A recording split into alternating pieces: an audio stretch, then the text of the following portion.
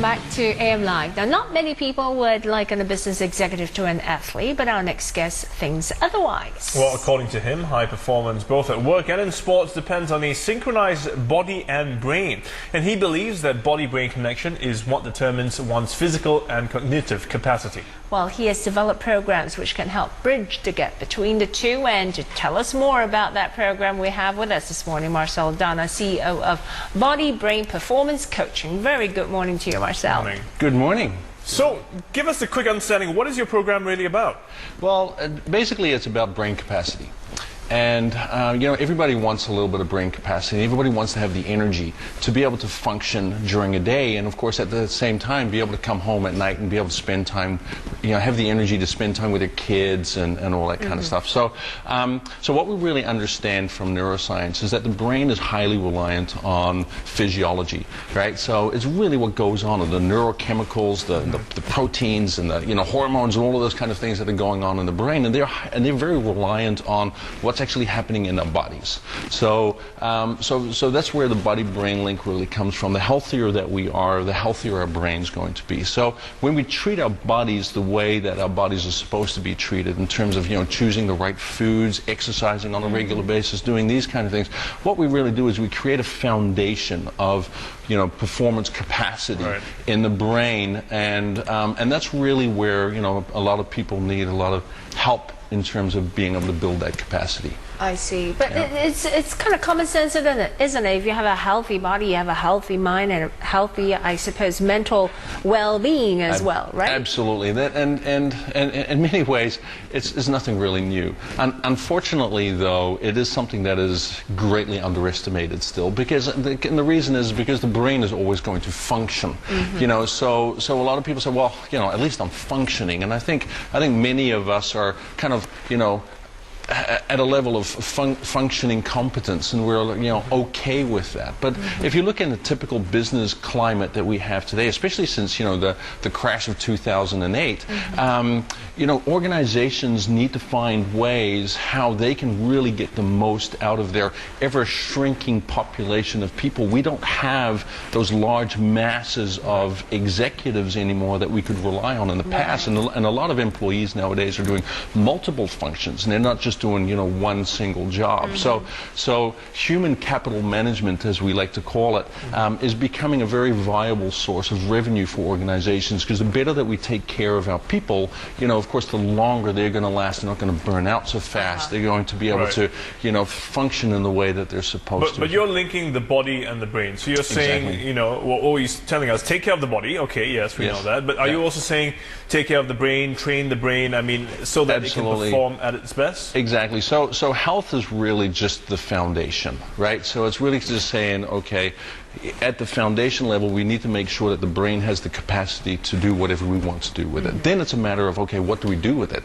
How do we really apply the brain? How do we manage stress, for example? How do we alter our perceptions of the world, and how do we change the way that we can respond to each other, to, you know, the way that we're responding, etc. Is that what you're teaching the brain? How to react to circumstances, how to respond to situations? Absolutely. So when the brain is in a proper physiological state, that's when we can start training it, rewiring it basically, to learn new behaviors, new attitudes. The brain is very plastic, as they would say in neuroscience, which basically means that, you know, whatever we do with the brain and whatever we tell ourselves on a daily basis, we can actually shape our own brains to such an extent that we can even grow brain cells at will through, for example, doing exercise and things like that. Well, besides the exercise, because that lays the foundation. Once you have the foundation, so how do you train your brain? What are the techniques involved? It starts with awareness. So just really being aware of what's going on inside my brain. So, for example,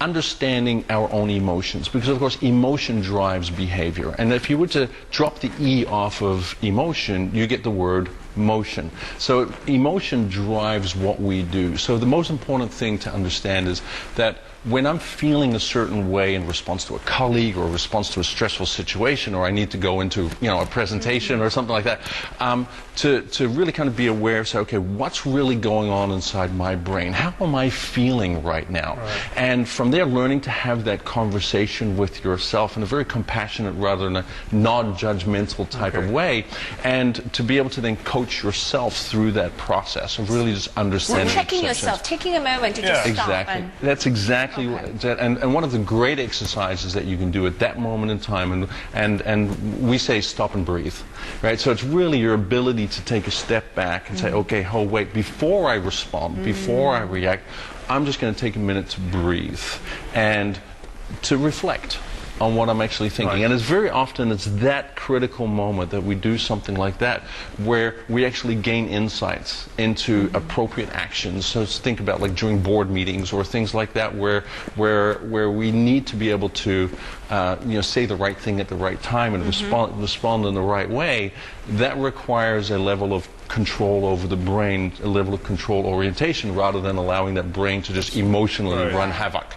So does this mean you'll be teaching a person over a period of time to go through these routines to make it, I guess, a part of every time before they go in for a big presentation, they may spend a minute and talk themselves through these steps so that it becomes second nature? Exactly. So what we're actually doing is we're bridging the link between first making sure that you have the health and healthy physiology to be able to do that, and then to learn the necessary skills, things like visualization, passionate conversations with yourself, all of those kind of things, and it's by linking those two then together that will enable a person to. You mentioned visualization. Can you give us an example of something, a typical exercise you would do? Exactly. Well, typical exercise would be, imagine yourself, for example, going into a meeting. Just for example, what I just did coming in here.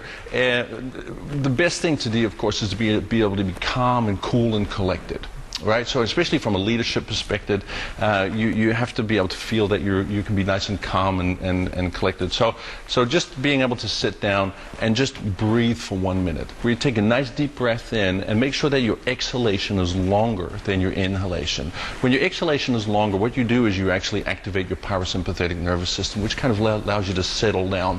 And just taking long exhalations and long breaths, and from there, just actually reflect on your emotions. Say, okay, how am I feeling? I'm feeling very stressed right now. So rather than saying to yourself, I'm feeling stressed, is to say, well, I accept the fact that I'm under pressure, but this is also a very good exercise for me because this is going to make me stronger, it's going to make me better. So all of a sudden we change the dialogue from being a victim of the situation to actually being. So it's like giving yourself a bit of a pep talk. It very much is. It very much is that way. Talking to yourself a lot.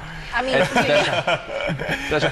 that's why we call it reflection. And very often when we're in conflict or sometimes that's exactly what happens. If somebody's angry or someone's upset, is to actually be able to take a step back and actually have a moment to think, rather than actually start speaking right away and start responding and acting. And that's really what this. I suppose that's the best way to take control of your own mental well-being and state. Exactly. You got to think. Psychologists believe that we have over 70,000 thoughts per day.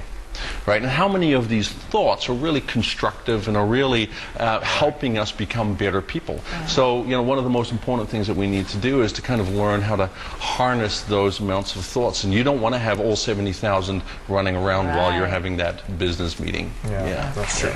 Okay, well, Marcel, thanks for coming and sharing this insight with us.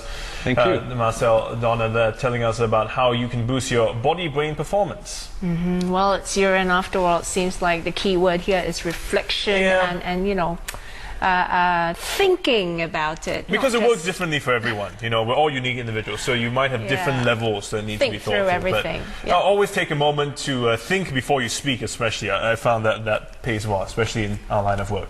Okay, that's a wrap for us here on AM Live today, Friday. We hope you enjoyed the program. Enjoy your weekend ahead. We'll see you bright and early on Monday. That's right. Have yourself a great weekend. Find us online at Facebook or, of course, at our website, channelnewsasia.com/amlive. Have a great weekend. Bye-bye. Great weekend. Bye-bye.